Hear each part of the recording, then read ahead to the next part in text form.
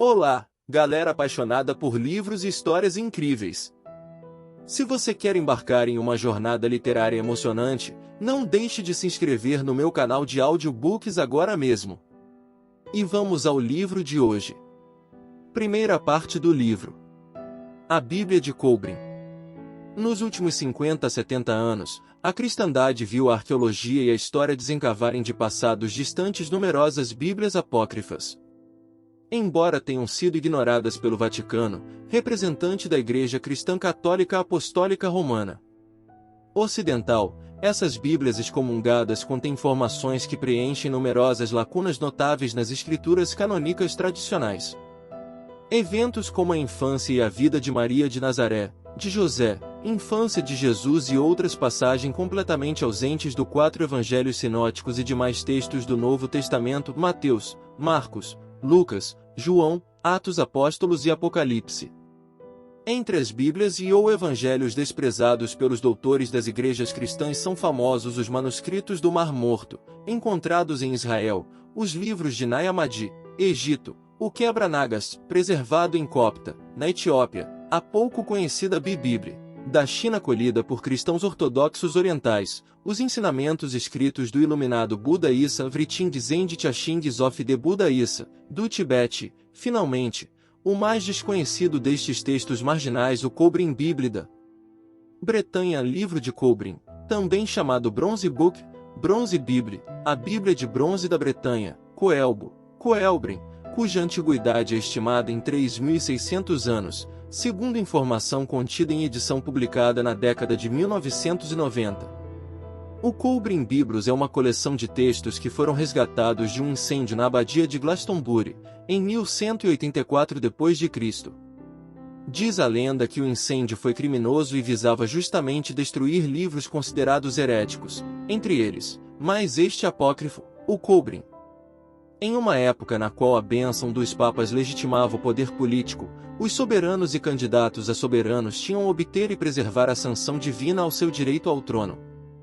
E ainda, naquele tempo era fato histórico, de conhecimento corrente, que os 1920 acres de cerca 7,7 km² do território de Glastonbury era considerado, tradicionalmente, a terra da família de Jesus. Terra sagrada, reino independente, que não pagava impostos a coroas e representava uma ilha de mistério e religiosidade extremamente embaraçosa para as autoridades político-religiosas. Uma história que não estava na Bíblia Católica. O livro escapou do fogo porque muitos dos manuscritos estavam grafados em finas lâminas de metal, de bronze. Por isso, Bíblia de Bronze e de entraste desde o incêndio da abadia, essas escrituras Coubrin foram escondidas. Passaram a ser protegidas por uma sociedade secreta por mais de 800 anos, até os dias de hoje. Segundo a lenda, o incêndio foi criminoso. A sociedade é conhecida como de Culdiantraste ou os Culdianos. Sobre essa sociedade sabe-se muito pouco, apenas que no começo do século XIV, anos 1300, existia na Escócia uma comunidade liderada por certo John Culd. Seus seguidores foram chamados Culdianos. Os Culdianos eram os herdeiros de uma sociedade mais antiga e misteriosa, a Sociedade de Caelid ou Coferius, e guardavam a tradição de serem os guardiões de algo a que se referiam como o Tesouro da Bretanha. Histórico. Ninguém sabe quem escreveu os textos. São vários autores e diferentes épocas. Os textos abordam desde a criação do mundo até os primeiros registros do cristianismo e sua doutrina. Porém, o aspecto mais curioso desta Bíblia de Bronze é a revelação da presença de judeus nas Ilhas Britânicas em uma época muito recuada até um período mais recente, desde o Êxodo, passando pelos tempos dos profetas hebreus e chegando à diáspora dos cristãos perseguidos dos primeiros anos DC, um registro que não aparece nos estudos mais gerais e conhecidos da história do mundo. Uma das crônicas do Coubrin relata a migração de judeus para a Escócia, outro trecho fala da Irlanda. Escócia. A terceira parte do Coubrin Bible relata o Êxodo, a saída do Egito depois de 400 anos de escravidão, a época de Moisés. Naquele tempo, contemporânea de Moisés, viveu a princesa Escota, filha de Ramsés II. Ela teria sido uma das muitas princesas que cuidaram de Moisés na infância. Casando-se com um nobre hebreu, Escota mudou-se com o marido. Deixando o Oriente Médio, o casal foi viver na Bretanha, na região hoje conhecida como Escócia, ou seja, o nome do país seria derivado do nome da princesa egípcia. Tumba do profeta Jeremias, Irlanda. O profeta Jeremias teria escapado da escravidão na Babilônia, nos anos 600 a.C., dirigindo-se para o norte africano, a Etiópia. Dali seguiu o caminho até alcançar a Bretanha onde, hoje, encontra-se seu túmulo, na Irlanda. Em sua fuga, levou consigo a filha do rei Zedequias 618-587 a.C., da casa do rei Davi, o místico ancestral de Jesus. Nesse contexto, ocorreu que Ana, aquela que foi avó de Jesus, nasceu na Bretanha. Eis a razão por que os sobreviventes do cristianismo nascente, especialmente aqueles mais próximos e familiares de Jesus, depois da crucificação, sendo postos fora da lei, migraram para a França e para Glastonbury, Inglaterra. Eles tinham família e aliados na Europa Ocidental. Essas pessoas conheciam e compreendiam os ensinamentos contidos na escritura Cobrim muitos antes da versão corrente da Bíblia ter sido compilada em 325 d.C., por iniciativa do imperador Constantino durante o Concílio de Niceia. José de Arimateia e Glastonbury o Evangelho de Cailede, assim como outras fontes apócrifas que tratam da biografia de Jesus e dos primeiros tempos do cristianismo depois da crucificação, relata a trajetória de personagens que, nos evangelhos canônicos, são citados apenas de passagem, sem maiores esclarecimentos. Uma dessas figuras é José de Arimateia, o homem que reclamou o corpo e Cristo junto às autoridades romanas, aquele que providenciou sepulcro novo. No Cailede, assim como em outros evangelhos marginais, José de Arimateia não é apenas um simpatizante da nova doutrina, ele é parente de Jesus. Tio de Maria, ele teria fundado a primeira comunidade cristã na Bretanha, precisamente em Glastonbury, onde foi construída a primeira igreja do mundo, em 63 d.C. Escreve James de Tabor em A Dinastia de Jesus, há lendas de que Jesus foi à Índia quando criança para estudar com mestres hindus. Talvez as histórias mais fantásticas sejam as de Jesus viajando quando menino para a Grã-Bretanha com José de Arimateia. Segundo estas lendas, José, tido como tio de Maria, era um mercador de estanho e fazia viagens de negócios regularmente para a Cornualha. A cidade de Glastonbury, no sudoeste da Inglaterra, na antiga ilha de Avalon, até hoje comemora essa tradição Tabor, 2006 p. 102. Depois da morte de Jesus, José de Arimateia não somente cuidou das formalidades funerárias do Messias, mas, também, segundo os apócrifos, migrou para a França em comitiva que incluiu Maria Madalena e o apóstolo Tiago. Mais tarde, José de Arimateia se estabeleceu na Inglaterra. O livro A Bíblia de Bronze é composta do Cobrim Coelbrim propriamente dito e de outra coleção de textos reunidos no chamado Coelbo. São 11 livros ou capítulos divididos em duas partes. Os primeiros 6 livros são os textos egípcios, que teriam sido escritos por sábios judeus egípcios no período do Êxodo. Os 5 livros restantes são textos celtas ou Evangelho de Cailede, The Gospel of Cailede, este sim, Cobrim que, portanto, é uma espécie de evangelho bretão. São os 11 livros. Criação. Coleções Glianings. Rolos. Filhos do Fogo. Manuscritos. Moral e Preceitos. Origens. Ramo Genealogias. Lucius. Sabedoria. Livro da Bretanha. O Cobrim é o único documento judaico-cristão que narra a história da criação do homem em sua totalidade, incluindo os seres inteligentes, antropomorfos que estavam neste mundo antes do advento de Adão e Eva como símbolos da humanidade atual. Nele, cosmogênese, geogênese e antropogênese são conciliados com o atual entendimento científico de evolução humana com o criacionismo associado ao design, engenharia e arquitetura inteligente. Os princípios matemáticos encontrados no Cobrim refletem o antigo interesse do druidas, pelas estrelas, pela própria matemática e suas conexões com catástrofes globais. Astrofisicamente profético, o Kolbrin fala do retorno de um astro ali denominado Destroyer, corpo celeste trevoso que, no passado, causou um desastre, uma grande convulsão planetária, geológica. Foi previsto que Destroyer voltaria, cumprindo o destino de sua trajetória de sua órbita cósmica. O termo anjos caídos, no Gênesis do Kolbrin, não se refere a seres espirituais, antes, fala de homens que desposaram mulheres da linhagem de Adão e Eva e procriaram com elas dando origem a uma raça híbrida. Esses homens anjos pré-adâmicos vieram de uma sociedade avançada em termos de ciência e religião. Eram os sobreviventes de uma humanidade anterior, que escaparam, refugiando-se em cavernas, de um cataclismo global. Chamam a si mesmos de filhos de Deus. Na lógica mística ou esotérica, a queda dos anjos foi causada pelos graves erros cometidos por aquela raça de homens divinos. Os egípcios viram um futuro onde o fim do mundo chegava em nosso tempo, mas existem muitas outras fontes da profecia e ainda se discute qual pode ser a mais precisa. Alguns acreditam que este livro pode ser a fonte mais confiável de todas, e ele se chama o Livro de Kolbrin. A Bíblia de Kolbrin é uma antologia secular de 3.600 anos. A primeira parte foi escrita por volta da mesma época do Antigo Testamento. A Bíblia de Kolbrin é um vislumbre das mentes dos egípcios que construíram as pirâmides. A Bíblia de Kolbrin é composta por 11 livros separados, sendo que os 5 primeiros foram escritos pelos antigos egípcios, e os outros 6 por sacerdotes celtas. A parte mais antiga foi escrita supostamente após o Êxodo, que alguns datam do século XV a.C. Esse foi um episódio fundamental na história hebraica quando o profeta Moisés enfrentou o faraó egípcio e acabou libertando os hebreus da escravidão.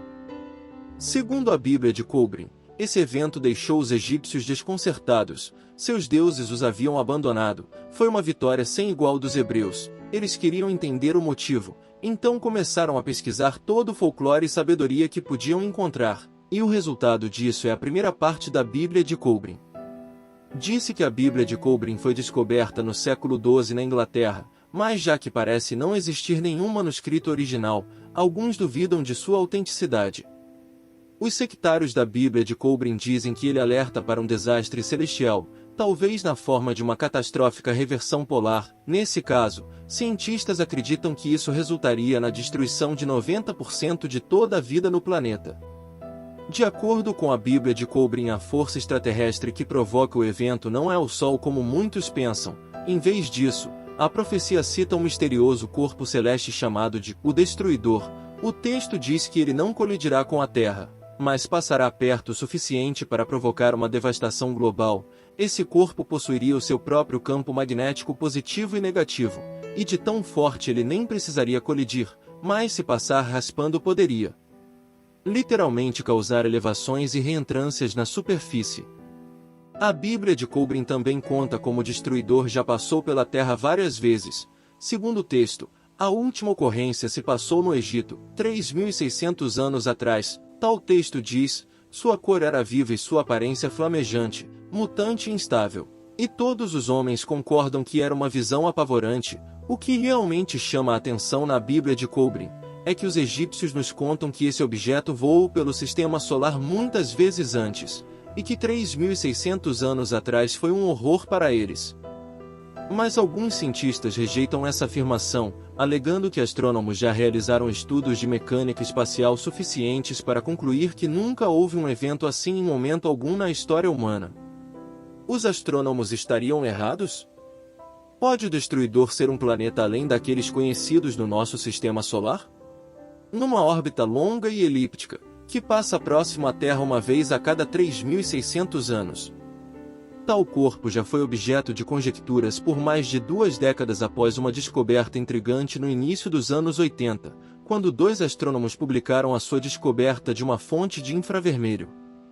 Naquela época houve especulações não por astrônomos, mas por outros de que esse era o planeta X, o 10º planeta. Alguns astrônomos acreditam que este objeto tenha desde 4 vezes o tamanho da Terra até talvez alcance o tamanho de Júpiter. Para esses astrônomos, o planeta X existe e está vindo em nossa direção, e mudanças astronômicas recentes comprovam sua autenticidade e afirmam ser o resultado de sua aproximação. Segundo dados de uma sonda na NASA, o Sol está mais ativo no hemisfério sul do que no hemisfério norte. A magnetosfera da Terra tem se enfraquecido e mudado, e na verdade está apontando para o sul, e inúmeras outras coisas que estão acontecendo revelam que existe algum tipo de perturbação lá fora. Se o planeta X existe e é o objeto ameaçador descrito na Bíblia de Kolbrin, quando ele terá seu contato imediato catastrófico com a Terra? Esse texto enigmático descreve uma série de eventos que parece anunciar o momento. 110 gerações passarão no ocidente, nações se erguerão e cairão, homens voarão no ar feito pássaros e nadarão no mar feito peixes. Isso tem tudo a ver com o aqui e o agora, com aviões e submarinos.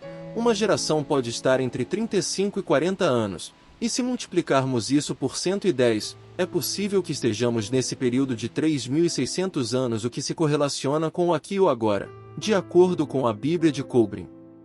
Eventos como esse são um sinal de que o retorno do destruidor é iminente, mas cientistas garantem que o planeta X é uma fantasia. Astrônomos negam categoricamente a existência de um planeta X nas cercanias do Sistema Solar. Eles alegam dispor de muitos dados astrológicos, e se um planeta X realmente existisse, ele seria facilmente exposto. Alegam também ter dados acerca do movimento celestial de corpos no Sistema Solar para excluir a possibilidade, apesar das evidências científicas do contrário.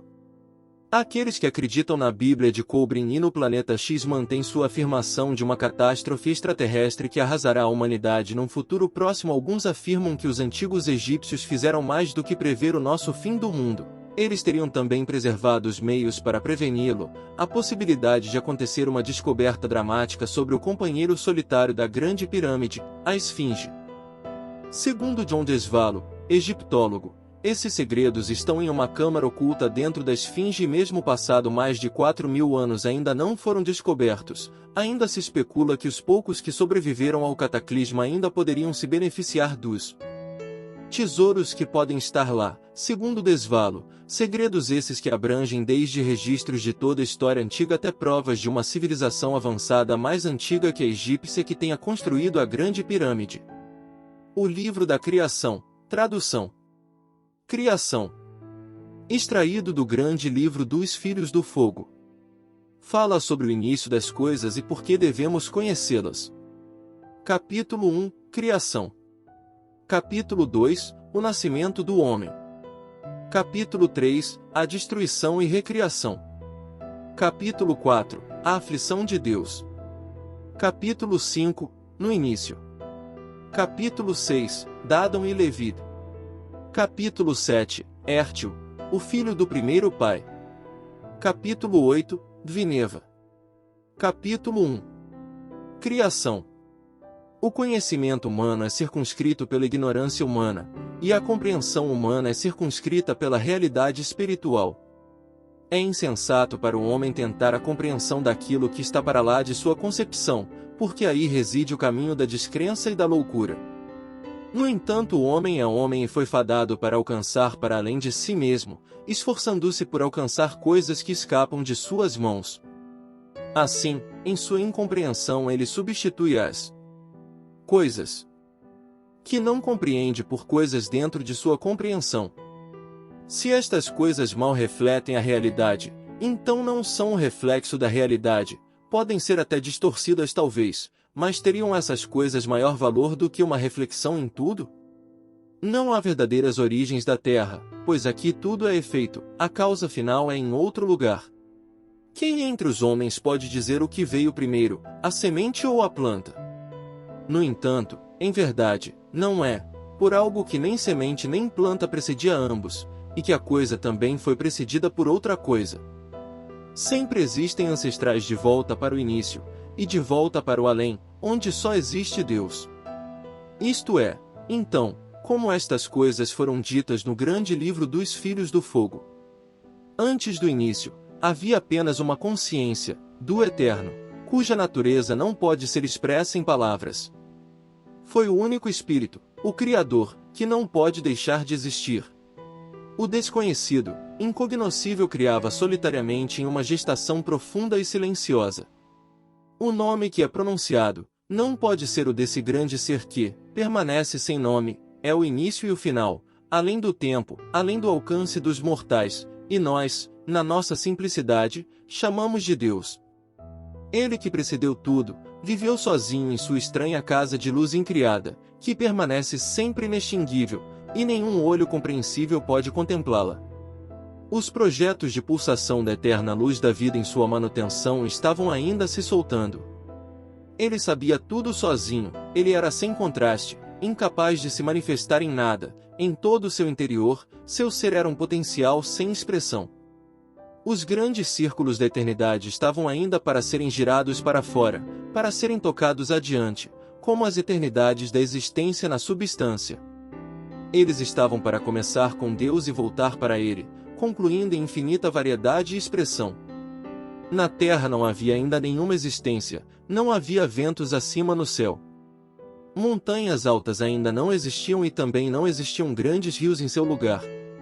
Tudo era sem forma, sem movimento, calmo, silencioso, vazio e escuro. Nenhum nome tinha sido dado e sem destino prenunciado. Eterno descanso é intolerável, e potencial não manifestado é a frustração. Dentro da solidão da intemporalidade, pôde a divina solidão e deste surgiu o desejo de criar, para que pudesse conhecer e expressar a si mesmo, e isso gerou o amor de Deus. Ele levou o pensamento para dentro de si mesmo e formou o útero universal da criação contendo a essência eterna do espírito adormecido. A essência foi acelerada por uma ondulação da mente de Deus e um pensamento criativo foi projetado esta energia gerada que produziu a luz, e esta formada uma substância semelhante a uma névoa de poeira invisível. Isto dividiu em duas formas de energia através do ser impregnado com o Espírito de Deus, acelerando o caos do vazio no interior do útero universal, tornou-se girado para fora em redemoinhos de substância.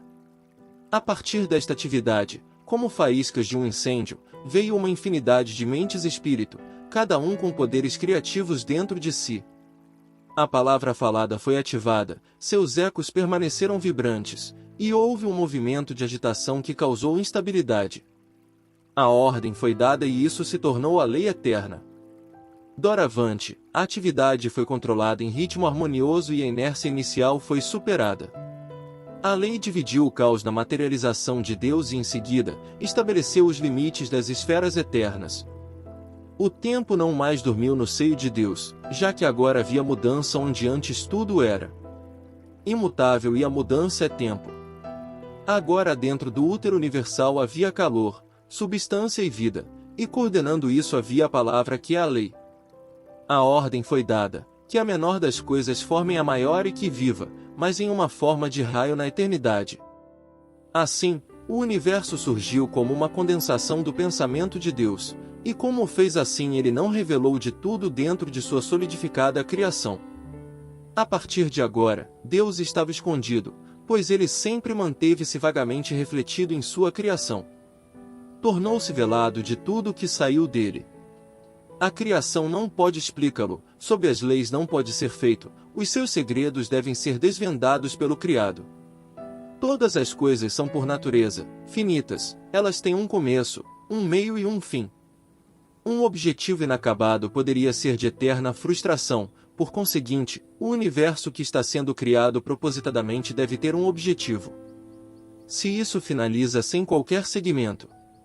Mas ele fez um grandioso trabalho de vida operacional nos termos da lei imutável. A palavra criação tinha sido falada, agora já havia um outro comando e o poder seguia adiante ferindo o sol em sua face tornando-o iluminado, irradiou com um brilho grande derramando calor e luz em cima de sua irmã Terra. A partir de agora ela iria viver dentro da proteção da família de seu irmão, regozijando-se com sua benevolência e força. As águas em cima do peito da terra estavam se reunindo e a terra seca apareceu. Quando a cobertura de água foi revertida no corpo da terra ficou instável, úmido e rendida. A face do sol brilhou gentilmente a sua irmã e a terra seca em seu corpo se tornou muito dura, a umidade foi-se embora. Deu-lhe um vestido de lã e um véu de linho fino, que ela poderia vestir o corpo dela com modéstia. De seu ventre tinha saltado o espírito da vida e era presença assídua nos céus.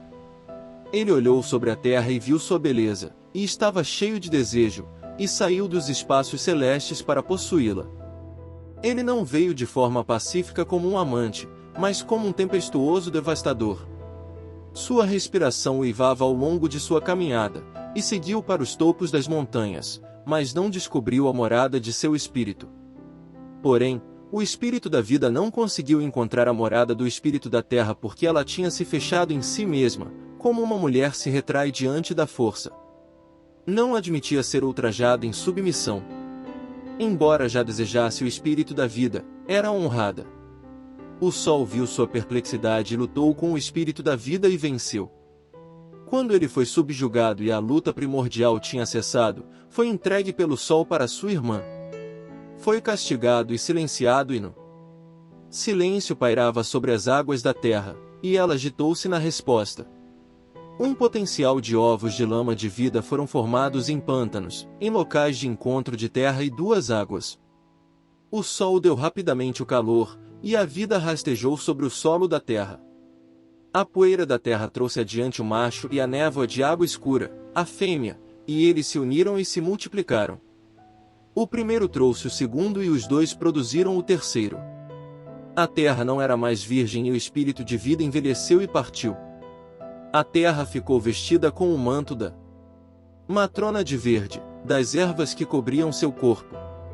As águas trouxeram peixes e criaturas que se moveram, torceram e contorceram-se nas águas, as serpentes e os bestas de aspecto terrível, que eram de outrora, e os répteis que rastejavam.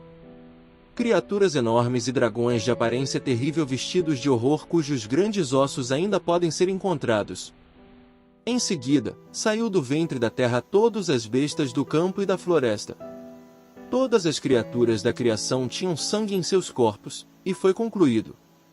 Animais percorriam a terra seca e os peixes nadavam nos mares. Haviam pássaros no céu e vermes na terra. Havia grandes massas de terra e montanhas altas, grandes lugares estéreis e águas revoltas.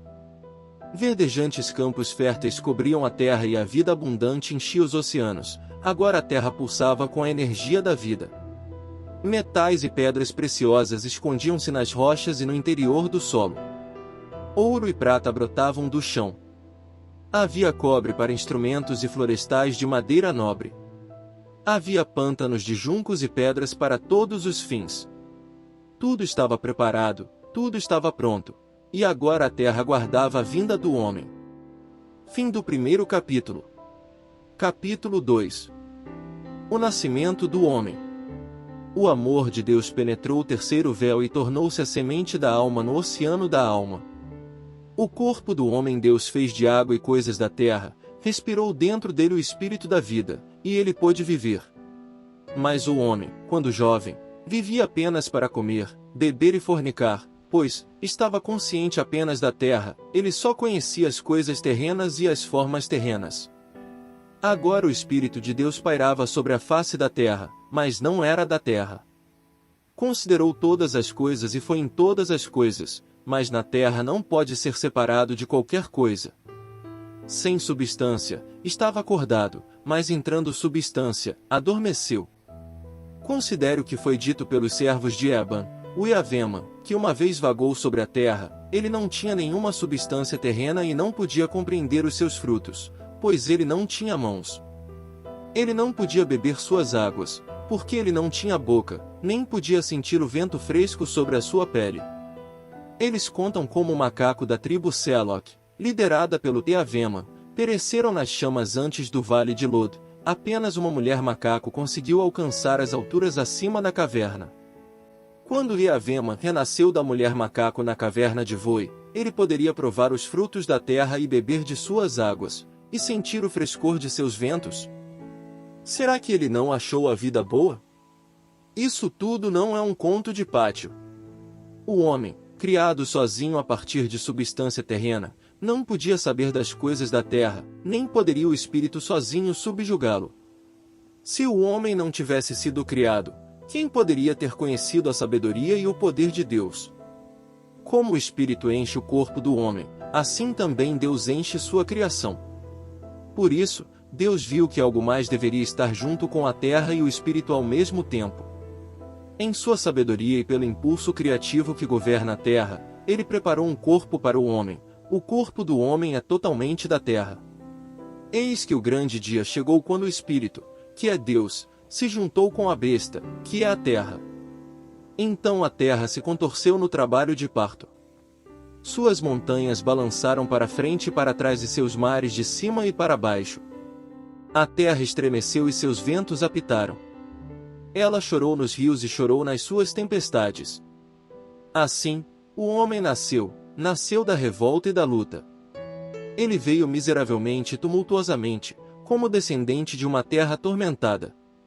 Tudo estava em desacordo, a neve caiu em desertos quentes, o gelo cobriu as planícies férteis, as florestas tornaram-se mares. Onde antes era quente, agora era frio e onde a chuva nunca havia caído, agora houve inundações. Assim, o homem seguiu, o homem filho da calamidade, o herdeiro homem de criativas lutas, o homem de extremos campos de batalhas. A terra com amor, cautelosamente cultivava o homem, desmamando-o nos recessos de seu corpo. Então, quando ele cresceu o suficiente para ser retirado da retidão de Deus, a terra levou-o e levantou-o acima de todas as outras criaturas. Ela levou-o, dentro da presença de Deus, e deitou-se em seu grande altar. Um homem imperfeito, com limitações da terra, uma coisa inacabada, desajeitada e ignorante. Mas orgulhosamente lhe foi apresentado ao Criador da terra.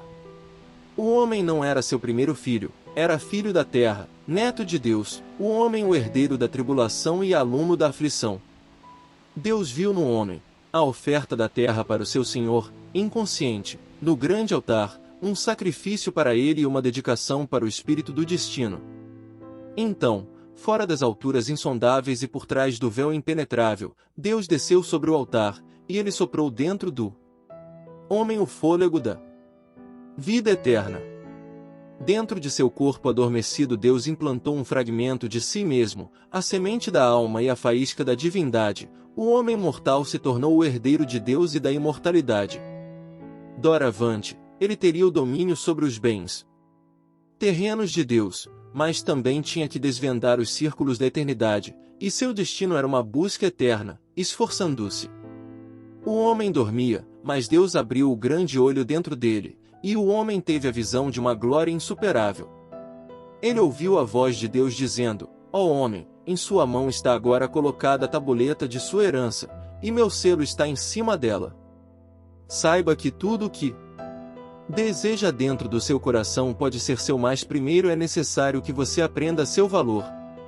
Eis que a terra está cheia de coisas de utilidade, que são preparados para sua mão para um propósito, mas a tarefa é sua, de procurá-las e aprender a sua utilização. Este é o curso de gestão de sua herança. O que você sabe ser bom, procure e encontrará. Você pode sondar os mares e arrancar as estrelas. Você pode viver na glória eterna e saborear delícias eternas. Acima e abaixo, nada está além de seu alcance, tudo, com uma exceção, é seu para alcançar. Então, Deus pôs a mão sobre o homem, dizendo: Agora você está assim como eu, exceto se você dormir e ficar fechado em particular no reino da ilusão, enquanto eu morar aqui. Na liberdade da realidade e da verdade. Não é para eu descer para você, mas para você chegar até a mim. O homem teve então uma visão da glória abrangendo até mesmo as esferas do esplendor. Sabedoria ilimitada encheu o seu coração e ele viu beleza na perfeição. O ultimato da verdade e da justiça estava revelado ante dele. Ele se tornou um com a profunda paz da eternidade e soube das alegrias incessantes. A idade eterna do tempo como um pergaminho desenrolado diante de seus olhos, e viu escrito nelas tudo o que era para ser e acontecer. Os grandes vultos do céu abriram-se para ele e ele viu o fogo eterno e os poderes inconsumíveis que lhe atentaram. Ele sentiu dentro de si a agitação do amor inefável, e projetos de grandeza ilimitada encheram seus pensamentos. Seu espírito variou desimpedido através de todas as esferas da existência. Ele era então igual ao próprio Deus, e ele sabia o segredo das 7 esferas dentro de 3 esferas. Então Deus levantou a mão do homem e o homem estava sozinho. Então Deus levantou a mão do homem e o homem estava sozinho. A grande visão partiu e ele acordou, apenas uma fraca e fugaz lembrança, não mais que a sombra de um sonho permaneceu. Mas bem no fundo da alma adormecida havia uma faísca de lembrança e ela gerou dentro do homem um desejo inquieto porque não sabia o que era. Doravante, o homem estava destinado a vagar descontente, buscando algo que ele sentiu, que sabia, mas não podia ver, algo que continuamente lhe escapava, perpetuamente lhe aguilhoava, e sempre lhe atormentava. Profundamente dentro de si o homem sabia que algo maior que ele estava sempre com ele fazia parte dele, levando-o a obras maiores, maiores pensamentos e aspirações maiores. Foi algo além de si mesmo, pouco percebido e nunca encontrado, algo que lhe disse que era o esplendor visto no horizonte, mas que minimamente refletia a glória escondida atrás dele. O homem acordou, a revelação e a visão se foram, apenas a realidade cruel da vastidão selvagem da terra o rodeava. Mas quando ele se levantou e desceu para o seio de sua mãe terra, ele não se intimidou com as grandes forças que lhe atacavam ou pela magnitude da tarefa em sua frente. Dentro de seu coração, ele sabia que o destino estava para além da miséria de seu ambiente. Ele saiu nobre, de bom grado aceitou o desafio. Ele agora era um novo homem, ele era diferente. Ele olhou para cima e viu a glória nos céus. Ele viu beleza sobre ele e ele sabia que a bondade não era coisa da terra. A visão dos valores eternos havia se revelado antes em seu olho interno. Seu espírito estava respondendo ao seu ambiente. O homem era agora o homem, verdadeiro homem. A natureza do homem na terra foi formada após a natureza das coisas do céu, e o homem tinha todas as coisas contidas em potencial dentro de si, exceto a vida divina. Mas ele era ainda uma criança, inexperiente e indisciplinada, ainda alimentado apenas sobre o reconfortante seio da terra. O homem cresceu em estatura, mas a terra não era complacente, ela lhe disciplinava com firmeza. Ela sempre foi rígida e inflexível, castigando muitas vezes com explosões de descontentamento.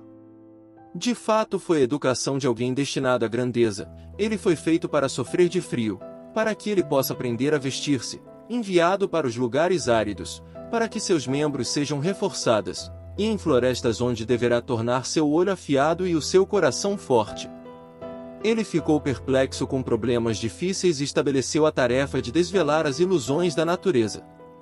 Ele estava envolvido com as dificuldades de toda descrição. Ele foi testado com frustrações e tentado com tentações. A terra nunca relaxou na vigilância de sua supervisão. A criança foi sobrelevada severamente, pois ele precisava de firmeza, coragem e astúcia de um homem, para caber-lhe a tarefa adiante. Ele cresceu astuto, e rígido na caçada, tornou-se adaptável, capaz de lidar com qualquer acontecimento desagradável. Superando as confusões dos primeiros dias, ele encontrou explicações para as perplexidades por sua volta. No entanto, a luta pelo conhecimento, a necessidade de adaptação e os esforços para sobreviver nunca foram relaxados. O filho da terra estava bem treinado e disciplinado, ele nunca foi indevidamente superprotegido. Ele chorou pelo pão e passou fome, ele estremeceu e foi expulso, ele estava doente e conduzido para a floresta. Cansado, ele foi açoitado pelas tempestades, com sede, encontrou a água evaporada. Quando fraco sua carga foi aumentada. E, no meio da alegria, ele foi golpeado pela tristeza. Em momentos de fraqueza, ele gritou, basta, e duvidou de seu destino, mas sempre algo fortificava e o encorajava, o terráqueo nunca perdeu sua própria divindade. Pelo homem ser homem, ele não estava intimidado, nem o seu espírito quebrantado, um Deus sábio sabia de suas limitações. Como está escrito na sabedoria dos homens, o castigo excessivo é tão ruim quanto castigo nenhum. Mas o homem raramente foi castigado, foi tentado, testado e desafiado, ele foi levado, incitado e impelido, e nada foi feito desnecessariamente. As imperfeições aparentes da terra, os riscos e desigualdades da vida, a crueldade, dureza e aparente indiferença ao sofrimento e aflições não são o que parecem ser, assim como está, a terra é perfeita para sua finalidade. É a ignorância desse propósito que faz com que pareça imperfeito. Onde existe um pai mais sábio do que o Espírito de Deus, ou uma mãe melhor do que a terra? O que o homem é agora, ele deve a estes, agora ele pode aprender a ser devidamente agradecido. E sobretudo, ele nunca esquecerá as lições aprendidas em sua criação. Fim do segundo capítulo. Capítulo 3. A destruição e a recriação. Sabe-se, e a história vem de tempos antigos, que não houve uma criação, mas duas, uma criação e uma recriação.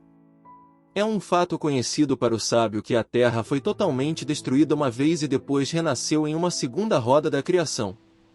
Na época da grande destruição da terra, Deus fez um dragão fora do céu para vir e envolve-la totalmente. O dragão era horrível de se ver, ele chicoteou com sua cauda, ele soprou fogo e brasas, e uma grande catástrofe foi infligida sobre a humanidade. O corpo do dragão estava envolto em uma luz brilhante e fria e embaixo, na barriga, estava um brilho avermelhado colorido, enquanto arrastava atrás de si uma cauda de fluxo de fumaça.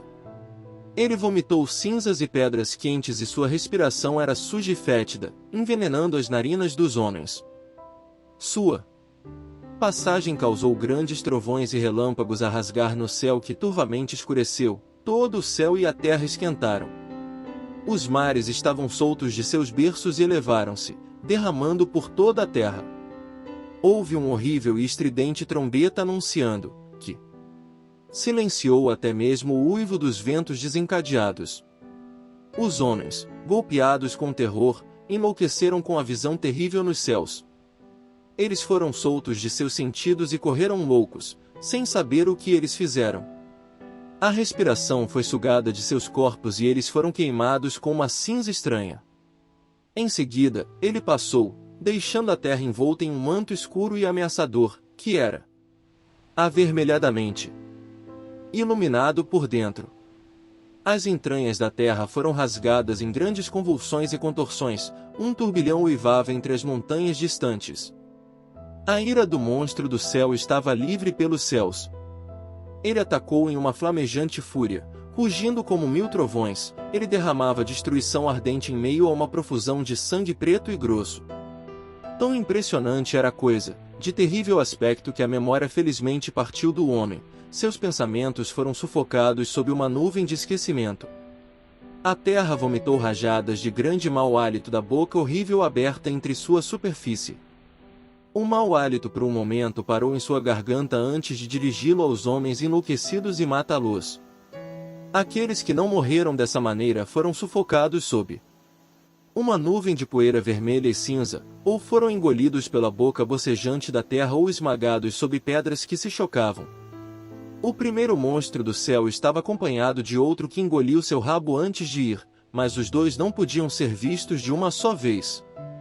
O monstro do céu reinou e enfureceu-se acima da terra, lutando para possuí-la, mas a espada de Deus que possui muitas lâminas, cortou-o em pedaços, e seus corpos caindo, alargaram as superfícies e os mares. Desta forma a primeira terra foi destruída por calamidade descendente de fora dos céus. As abóbadas do céu abriram para trazer monstros mais temíveis do que qualquer outro que já assombrava os sonhos inquietos dos homens.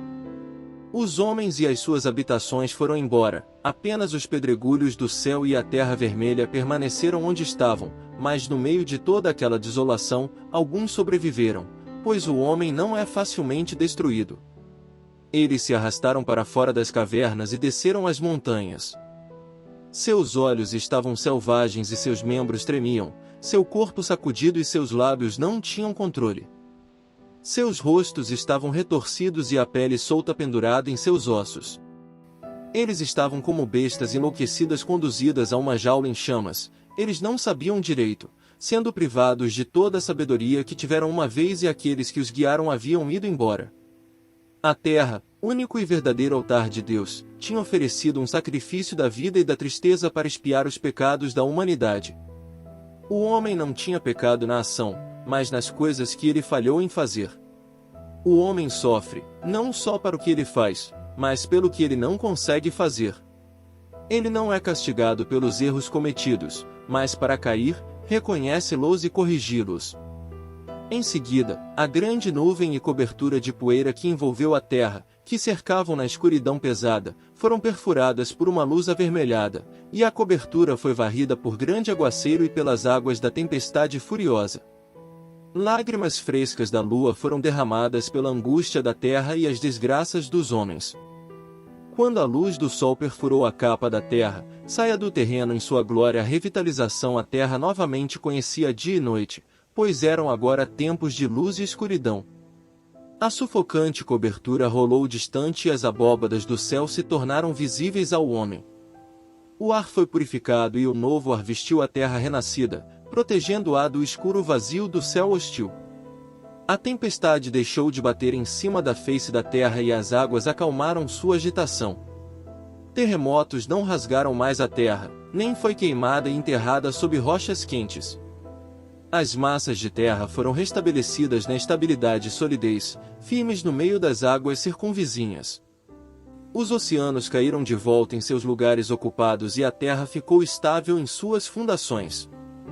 O sol brilhou sobre a terra e o mar, e a vida estava renovada na face da terra.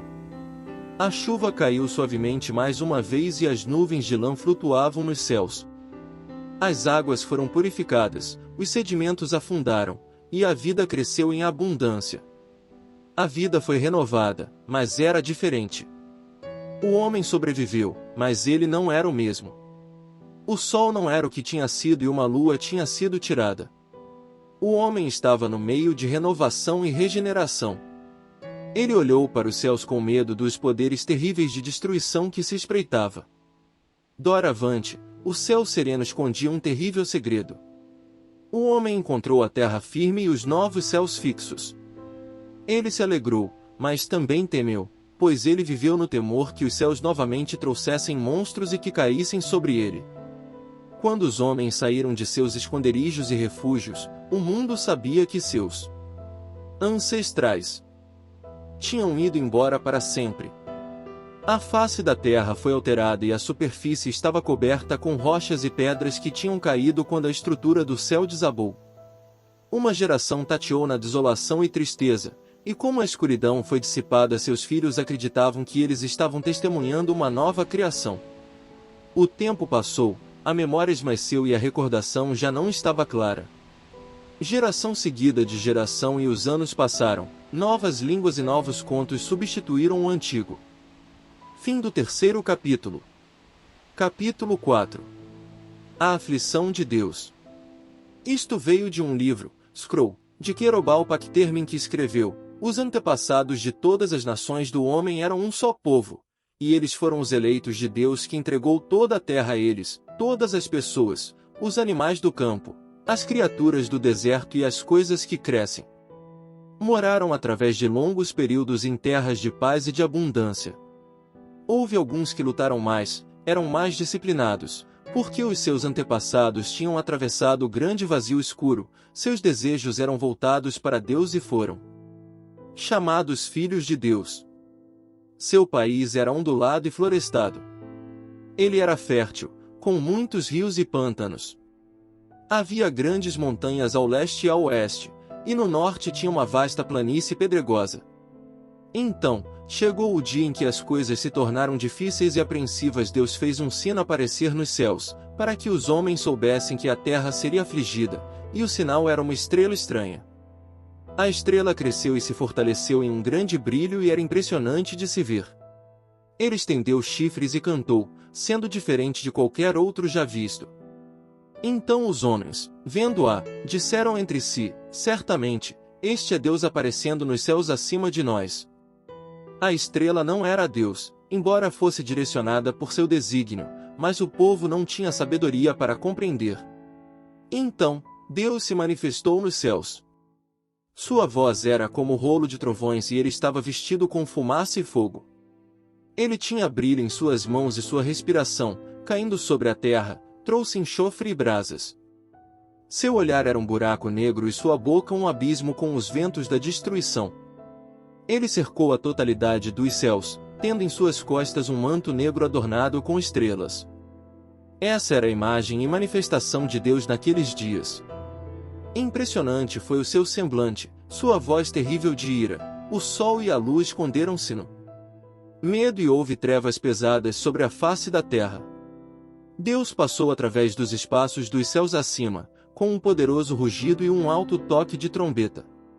Então veio o cruel silêncio da morte e um vermelho negro brilhou no crepúsculo do castigo. Grandes incêndios e fumaças cresceram acima da terra e os homens engasgaram-se com o ar. A terra foi rasgada em pedaços e varrida por um forte dilúvio de águas. Um buraco se abriu no meio da terra, as águas entraram e afundaram mais baixo que no mar. As montanhas do Oriente e Ocidente se separaram e foram se levantando no meio das águas onde permaneceram. A parte norte inclinou e mudou de lado. Mais uma vez o tumulto e clamor cessaram e tudo ficou em silêncio. Na loucura quieta e silenciosa eclodiu entre os homens, delírio e gritos encheram o ar. Eles caíram um sobre o outro e houve muito derramamento de sangue, não se respeitou nem mulheres nem crianças, porque eles não sabiam o que faziam. Eles correram cegos, precipitando-se para a destruição. Eles fugiram para as cavernas e foram enterrados, e refugiando-se em árvores, ficaram pendurados. Houve violações, assassinatos e violências de todo tipo.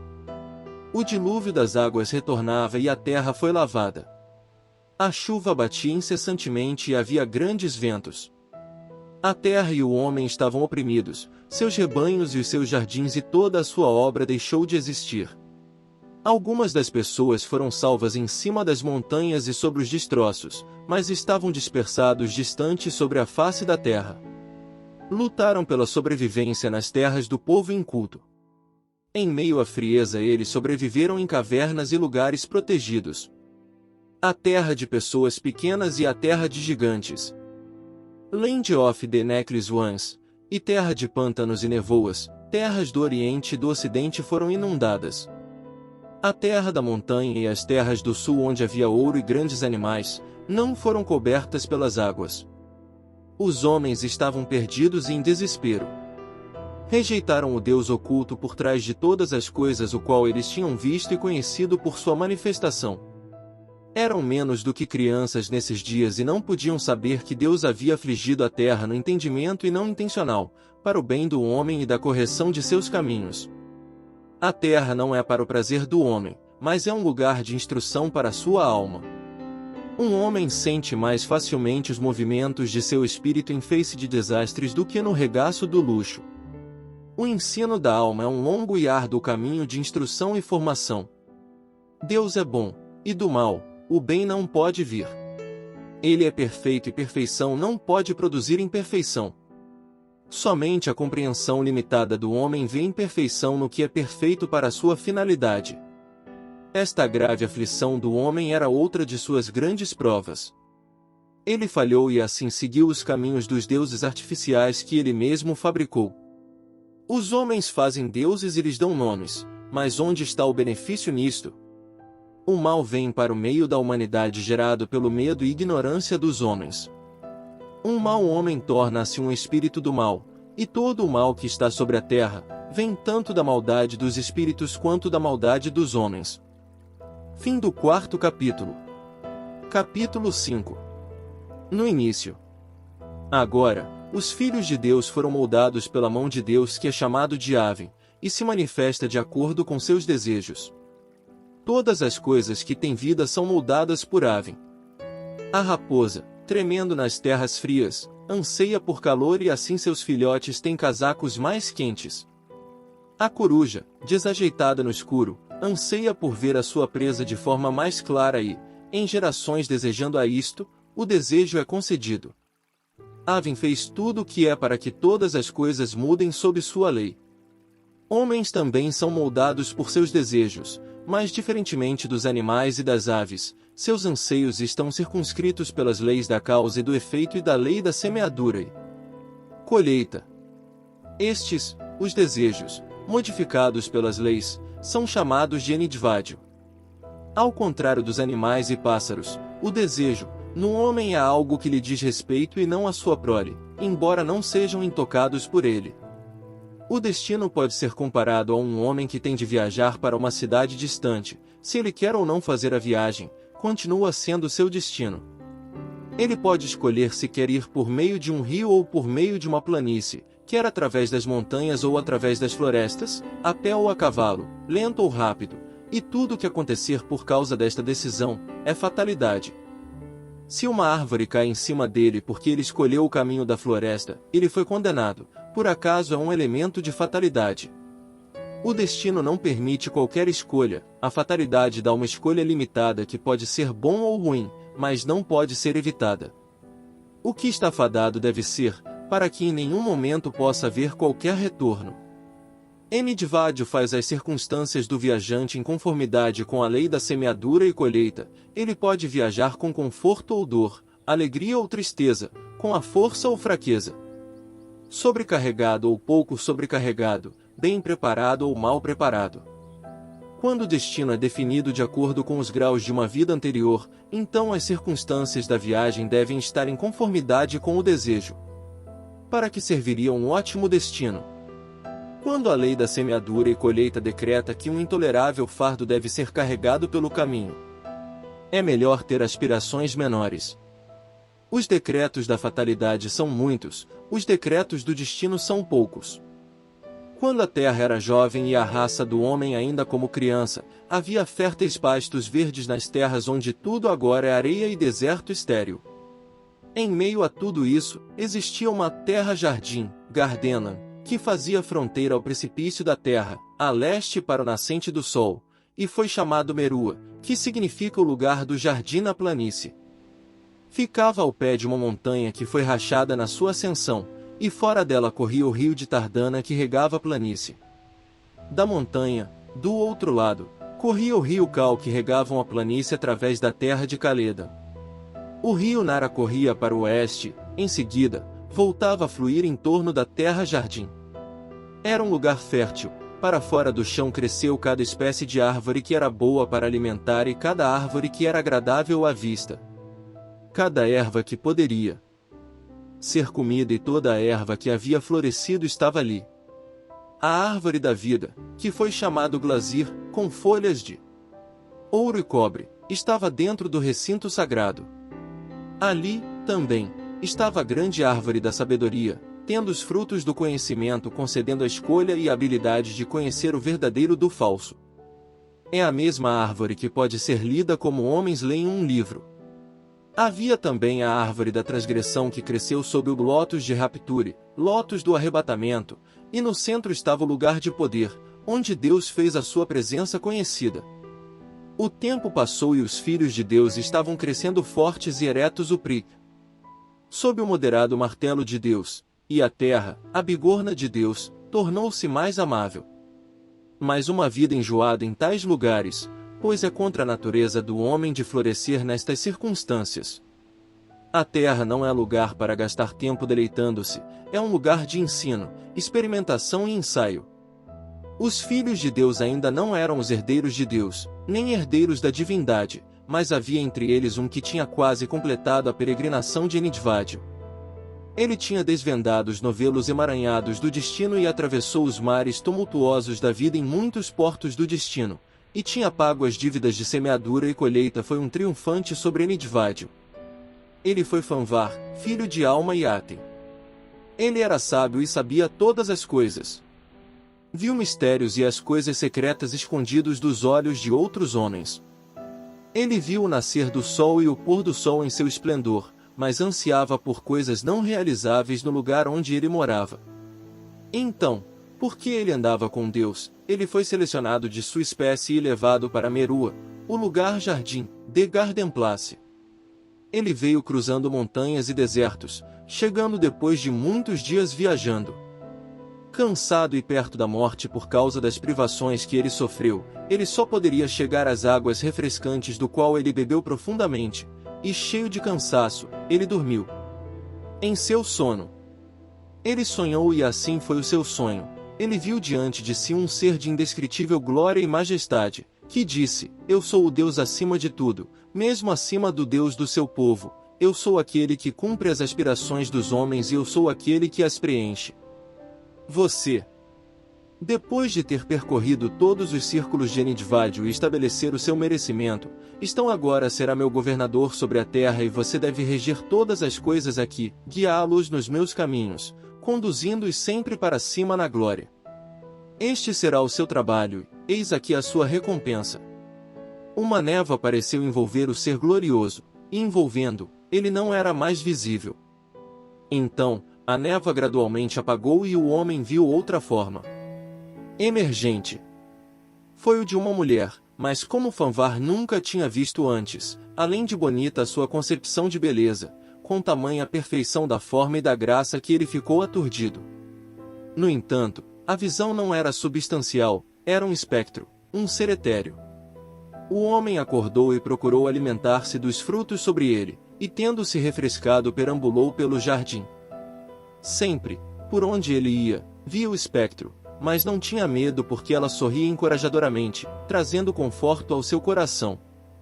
Ele construiu-se um abrigo e ficou forte novamente, mas sempre, onde quer que fosse, o espectro não ficava muito distante. Um dia, próximo às bordas do jardim, ele dormiu no calor do dia e acordou rodeado pelos filhos de Botas. Não eram homens de verdade, mas de Oslings, parentes dos animais da floresta. Antes que eles pudessem tirar a sua força e sabedoria, ele soltou-se entre eles, matando alguns em sua fúria e o resto fugiu. Após isso, ele sentou-se debaixo de uma árvore grande, pois ele foi ferido e o sangue jorrou do seu lado fazendo uma poça. Ele tornou-se fraco, caindo em um sono profundo e, enquanto dormia, uma coisa maravilhosa aconteceu. O espectro veio e deitou-se em seu lado, passou o sangue de sua ferida sobre si mesma e o sangue congelou sobre ela.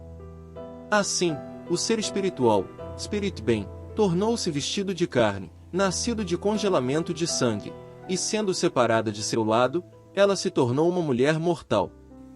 Em seu coração Fanvar não estava em repouso, devido à sua semelhança, mas ela foi gentil, ministrando-lhe com solicitude e, sendo hábil na forma de cura, ela o curou. Portanto, quando ele tinha se tornado forte mais uma vez, ele fez dela a rainha da terra Jardim, Queen of the Gardenland. E ela era assim chamada até mesmo por nossos pais, que a nomearam Gula, mas Fanvar a chamou Arua, o que significa esposa. Em nossa língua, é chamada de a Dama de Laneved, The Lady of Laneved. Então, Deus esclareceu a Fanvar sobre a mulher dizendo: essa mulher foi retirada de sua compatibilidade em um reino de beleza através das aspirações e anseios dos homens. Sua vinda realiza algo que teria levado inúmeras gerações. A terra é mais adequada para os homens aprenderem coisas viris do que para mulheres aprenderem sobre a feminilidade. Essa mulher não é como as outras mulheres, e também não é igual a você. Todos os cabelos da sua cabeça são diferentes de um homem. Cada gota de sangue e cada partícula de carne de uma mulher é bastante diferente daquelas de um homem. Seus pensamentos e desejos são diferentes. Ela não é grosseira nem rude, sendo totalmente de outro reino mais refinado. Suas filhas andarão com orgulho, dotadas de toda a perfeição feminina e da graça. Delicadeza, a modéstia e charme serão as joias encantadoras que reforçarão a sua feminilidade. Doravante o homem será verdadeiramente o homem e a mulher será verdadeiramente mulher, os homens serão cingidos com virilidade e as mulheres vestidas com feminilidade. No entanto, eles devem caminhar juntos, de mãos dadas, para a glória ascendente, cada um ajudando e inspirando o outro. Então Fanvar e Arua viveriam em contentamento em meio à generosidade da fecundidade, livres de aflições e doenças. Eles se deliciaram um ao outro e por causa de suas diferenças ficavam ainda mais próximos. Arua trouxe mais uma coisa com ela quando ela cruzou a fronteira nebulosa, o tesouro da Laneved, a joia contida no cálice lunar, a pedra de inspiração modelada pelos desejos dos homens. Nunca possuída por ninguém, mas as filhas de Arua, Lengil, Arua deu a Fanvar como dote sua promessa de pureza e exclusividade. Ela seguiu os caminhos da terra de origem Cradleland, não os caminhos da terra. Dentro da terra Jardim, Gardenland estava o recinto sagrado, o domínio de Fanvar e Arua, proibido aos filhos de Deus, que já tinha chegado a este lugar. Ele continha o cálice do cumprimento, concedendo a qualquer um que bebesse dele, a realização de todas as coisas que aspirava. Nada poderia beber dele além de Fanvar e Arua. Também ali estava o caldeirão da imortalidade contendo uma essência destilada das frutas que crescem no jardim, protegendo contra doenças mortais. Arua trouxe à luz um filho de Fanvar e ele foi chamado Hautok, e uma filha que se chamou Armena. Cada um conhecia os mistérios da magia e as formas das estrelas.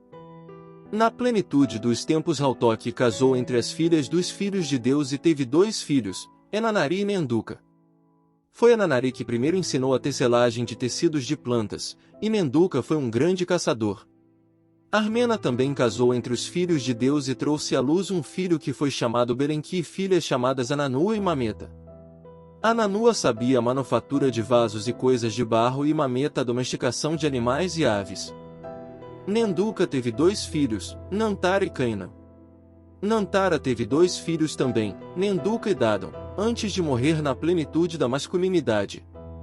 Belenki casou com Enidva e tiveram um filho chamado Enkidua e uma filha chamada Starta, que significa donzela da manhã, Maid of the Morning, e ela se tornou uma grande professora entre os filhos de Deus. Foi Starta que se tornou a primeira donzela da lua, Mualmaiden, sendo posteriormente chamada de a Senhora da Estrela da Manhã. Enkidua teve uma filha e seu nome era Maeva. Fora do recinto sagrado, conhecido como Gizar, formando um portão de entrada estava uma estrutura circular de pedras chamada Gilgal, e dentro desta havia um santuário onde era mantido um vaso sagrado chamado Gvinduiva. Ele era como uma taça e era feita de um cristal colorido como um arco-íris, também havia ouro e pérolas. Acima da taça, aparecia uma cintilante névoa de lua colorida, igual uma chama fria e fina. Em certos momentos, quando os céus estavam em uma posição adequada, o Gvinduiva era preenchido com o orvalho da lua e poções do caldeirão dentro do recinto sagrado, fazendo um licor pálida cor de mel, e este povo bebia na taça. No entanto, existiam diferentes proporções na taça para aqueles do sangue de Fanvar e Arua e aqueles que eram filhos de Deus, mas não de seu sangue. Foi a poção da Gvinduiva que manteve a enfermidade e a doença longe de quem bebeu. Dadon Fistfatir casou com Leita e tiveram um filho chamado Értil. Dadon, em seguida, casou-se com Maeva que teve uma filha, não dele, a criança era Gvineva cujo pai era Abrimenid de Guarton, filho de Nantenigal, a quem chamamos o Levi Darkfatir. Sobre a terra dos filhos de Deus estava a terra inculta onde os Lings, chamados de as crianças de Zumat, que significa aqueles que herdam a morte. Entre estes, Nantenigal, o caçador astuto, era o mais sábio e esperto, só ele não tinha medo dos filhos de Deus e só ele ousou entrar na terra Jardim Gardeno. Nos dias em que Starta estava ensinando, Nantenigal muitas vezes chegou a ouvir suas palavras e os filhos de Deus não ficaram descontentes para ensinar os homens selvagens sobre eles, era um dever que lhes tinha sido cobrado. Nantenigal, portanto, participou em seus ritos, mas não pôde participar do elixir da Gvinduiva porque isso era proibido. Enquanto ele dava saúde e força para os filhos de Deus, protegendo-os das doenças dos Oslins, se dado a outros, ele causaria um definhamento. Também foi completamente proibido para qualquer um dos filhos de Deus casassem com Oslins, por isso foi considerado o mais imperdoável dos pecados. Agora, o astuto, Nantenigal, aprendeu muito com Starta e na plenitude dos tempos, trouxe seu próprio filho para ela e tornou-se como seu filho, morando em sua casa e abandonando os caminhos do seu povo. Starta chamou-o de Levi do Ligobringer, portador da luz, pois era sua intenção que a ele devesse ser ensinado os caminhos daqueles que andaram na luz, para que ele possa em tempo, iluminar o seu próprio povo. Levi cresceu alto e bonito, ele foi rápido para aprender e se tornou sábio. Ele era também um homem da caça, forte e paciente, um caçador de renome. Mas houve momentos em que o apelo de seu povo era forte, então ele iria sair às escondidas dentro da noite para satisfazer seus rituais escuros.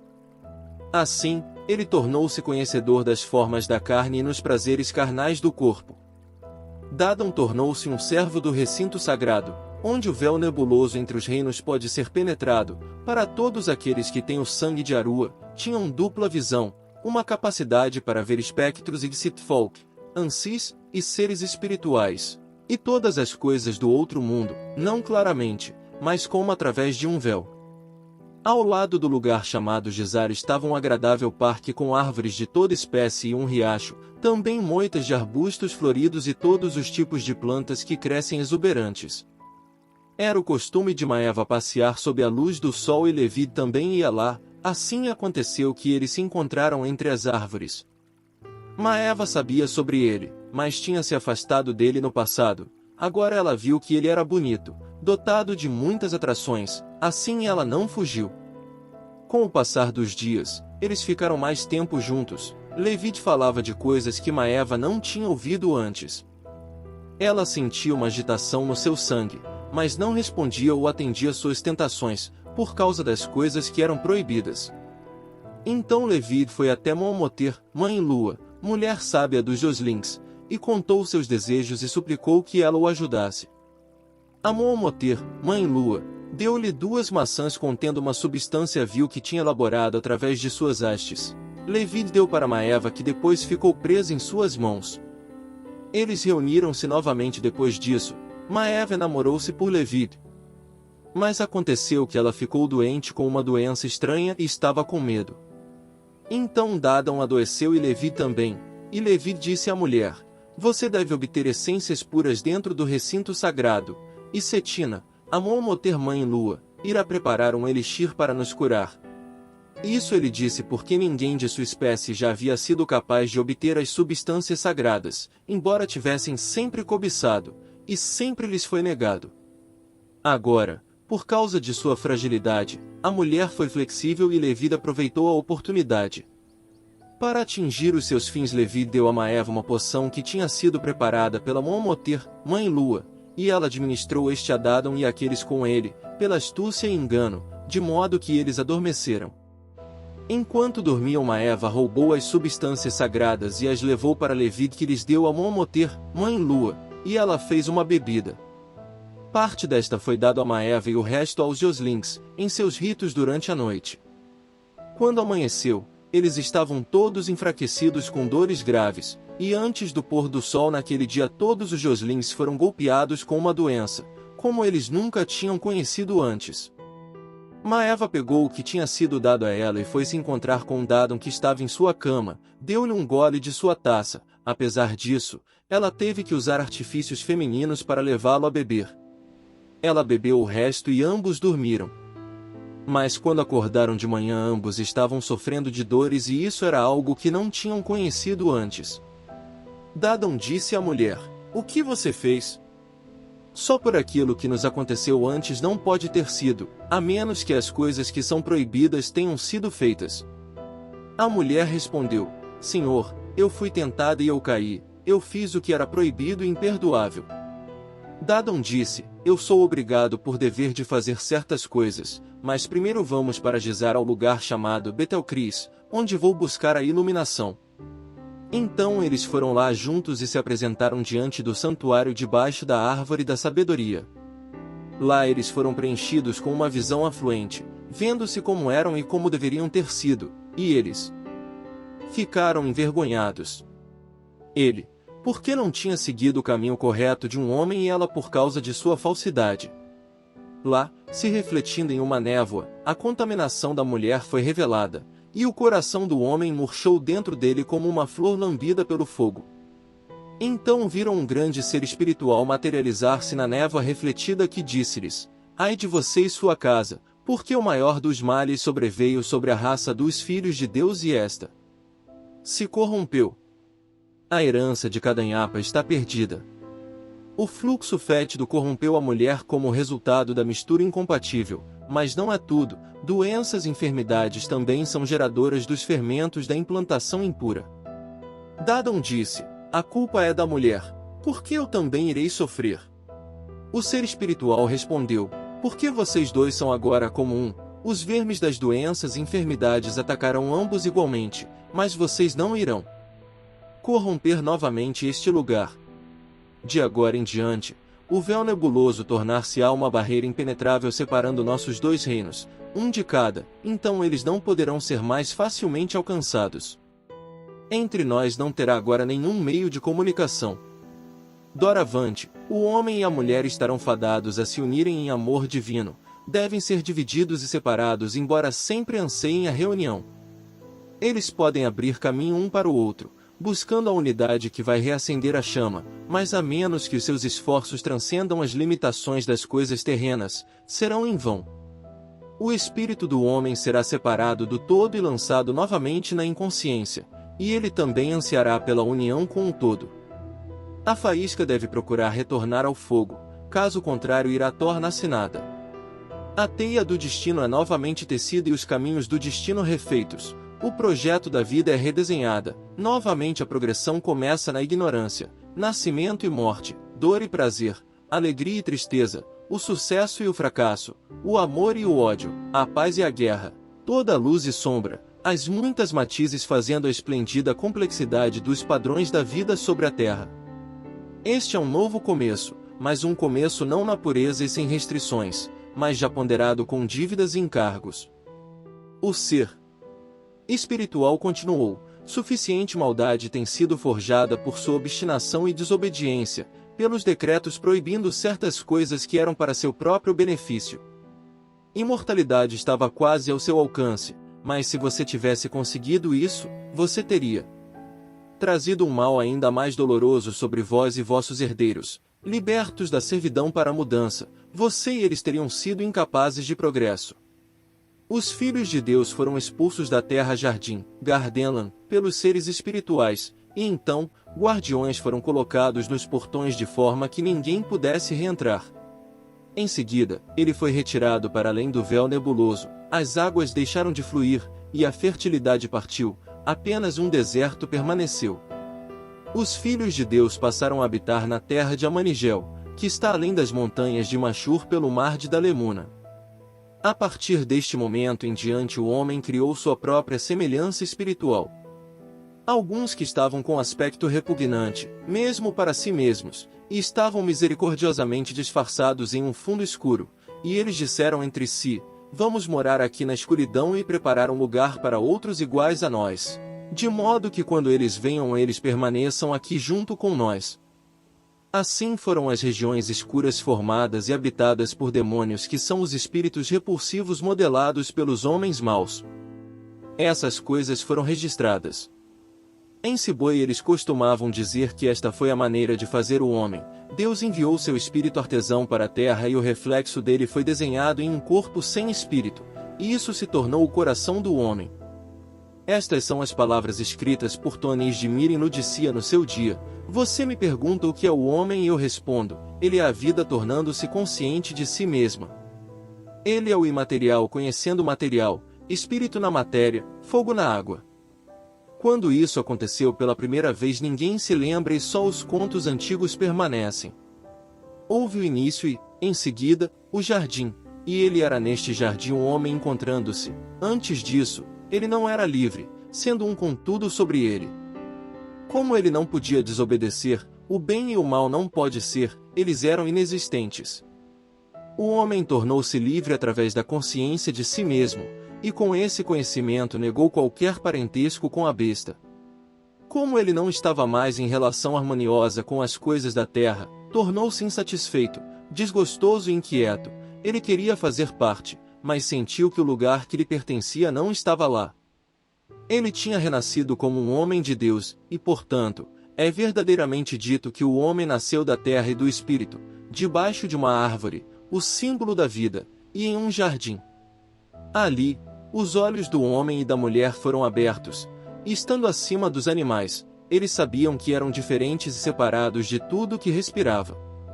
Eles separaram-se, sendo agora envergonhados do seu estado e estranhos uns aos outros.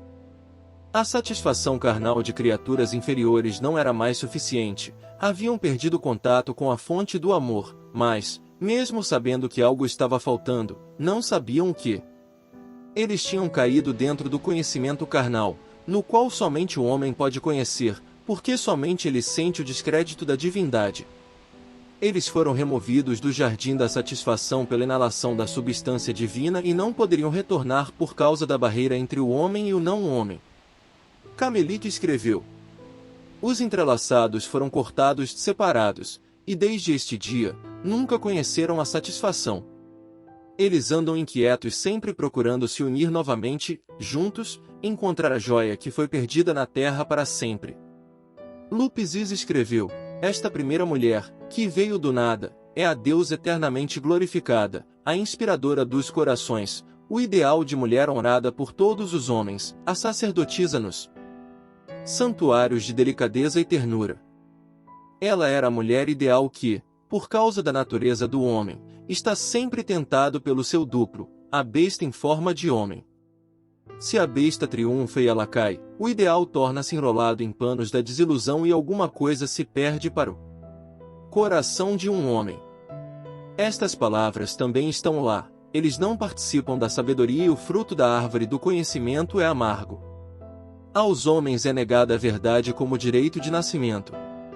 A queda do homem foi uma queda de contato amoroso com Deus em carnalidade material. A alma que tinha compartilhado a consciência de Deus caiu inconsciente, tornando-se enredada na matéria. A queda do homem separado da fonte do seu sustento espiritual, depois os seus esforços foram a luta para trás.